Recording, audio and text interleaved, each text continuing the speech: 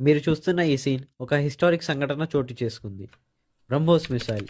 దీన్ని భారత్ ఫిలిప్పైన్స్కి అమ్మింది. Friends, $375 million deal ఏదైతే ఇరు దేశాల మధ్య జరిగిందో దాని కింద ఫస్ట్ బ్యాచ్ ఆఫ్ మిసైల్స్ని డెలివర్ చేయడం స్టార్ట్ చేశారు. ఈ బ్రహ్మోస్ మిసైల్ ఫిలిప్పీన్స్ సెక్యూరిటీకి చాలా ఇంపార్టెంట్. చూడండి, చైనా ఒక ఎక్స్పాన్షనిస్ట్ కంట్రీ.